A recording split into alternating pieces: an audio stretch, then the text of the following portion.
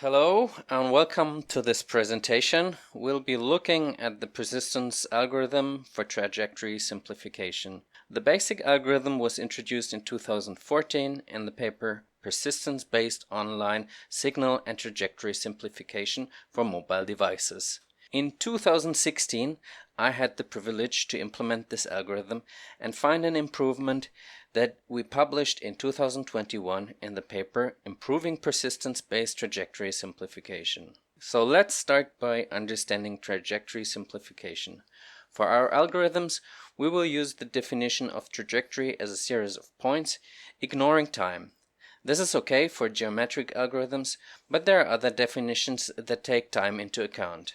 If we want to simplify a trajectory, what we are looking for is a way to find the most important points that preserve the shape of the trajectory and discard all other points.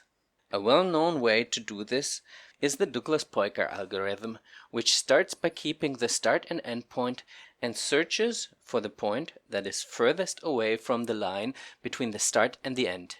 And if that point is further away than a predefined epsilon value, it will keep it and recursively apply the same principle to the resulting two subtrajectories until it won't find a point with a distance greater than epsilon. Douglas-Poicar is great, but it has a complexity of n squared. The persistence algorithm has a linear complexity, and we will show that with some parameter tuning, it can compete with Douglas-Poicar.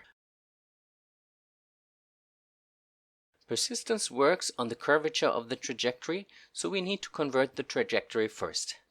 To calculate our curvature graph, we simply take the angle in each point between the lines connecting the next and the previous point.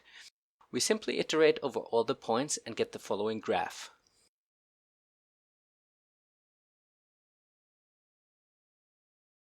This is the input for the actual persistence algorithm, which can be visualized with the sweep line visualization. The line sweeps from the bottom up, and we start a new component at each minimum. When components meet at a maximum, they merge into the larger component. At the end, we have a set of components, the so-called barcode, that connects minima and maxima. The smaller bars represent less important features which we can use to simplify in the next step by pruning them. But before we do this, let's look at the actual implementation of the algorithm a bit closer. The actual implementation starts by calculating the local extrema. We do this by comparing each value to the directly neighboring values, and if the neighbors are both smaller, it is a local maximum, and if they're both bigger, it's a local minimum. In the actual implementation, we know that we have a component for each pair of minima and maxima. So we set up a component for each minimum. A component is comprised of a left and right index, as well as a minimum and maximum index and a binary flag indicating if it's done or not. We then have a loop that goes through all active components, growing them on the left or right, choosing the side with the lower value. Once it reaches a maximum, it checks if the maximum is already used by another component.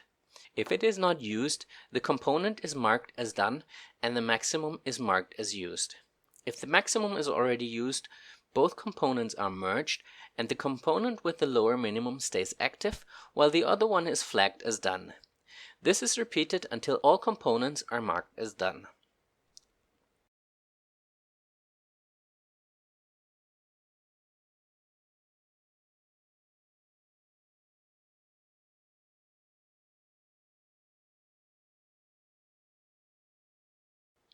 Looking at the components in barcode format, we can easily see that the small components represent smaller features and the big components represent bigger features.